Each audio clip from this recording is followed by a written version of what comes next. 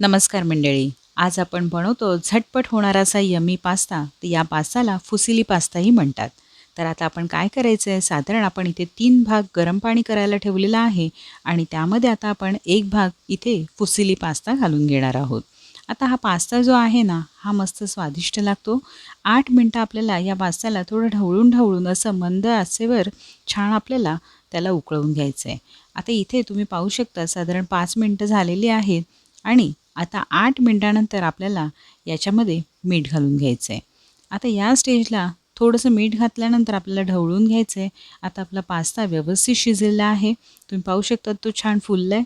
आता हा पास्ता आपल्याला चाळणीमध्ये गाळून घ्यायचा आहे आणि त्यातलं अतिरिक्त पाणी काढून टाकायचं आहे.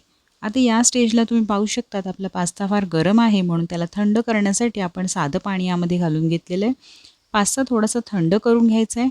त्यावरती आपण थोडंसं तेल घालणार आहोत, जेणेकरून तो एकमेकांना चिकटणार नाही. व्यवस्थित काट्याच्या साहाय्याने त्याला ढवळून घ्यायचं आहे आणि त्याला एका बाजूला ठेवून द्यायचं आहे. आता आपण जे सॉसेस आणि भाज्यांचं मिश्रण बनवणार आहोत, त्यासाठी एक मोठा चमचा तेल कढईमध्ये घालायचं आहे, छान गरम करायचं आहे. त्यामध्ये एक मोठा चमचा बारीक चिरलेलं लसूण घालून घ्यायचं आहे.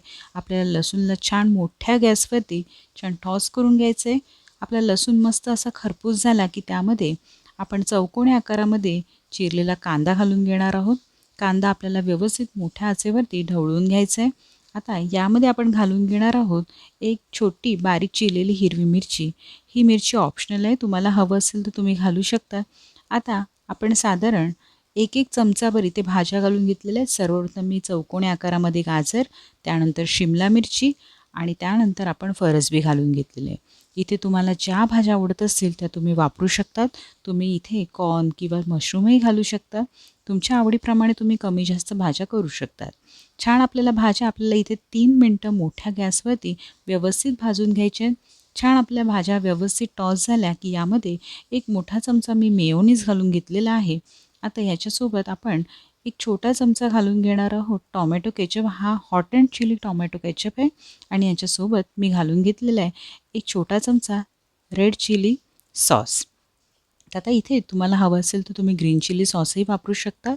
एक साधारण छोटा चहाचा चमचा आपण घालून घेतलेला आहे मिक्स हर्ब आणि त्याच्यासोबत अर्धा छोटा चमचा मिरेपूड आणि चवीपुरतं मीठ घालून घेतलेलं आहे. हे सर्व मिश्रण आपल्याला एकत्र करून घ्यायचं आहे.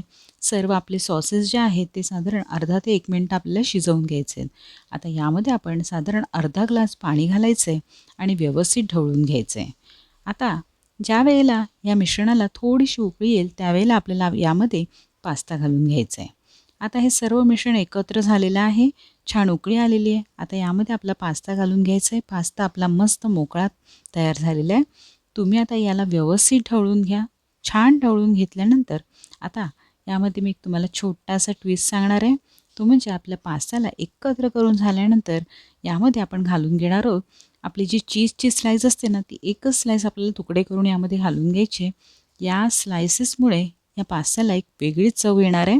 हे एकदम सिक्रेट आहे. नक्की ट्राय करून बघा तुम्ही. छान आता ह्या पास्त्यामध्ये हे चीज मस्त मेल्ट झालेलं आहे आणि त्याला एक हलकासा ना असा क्रीमी टेक्स्चर येतो.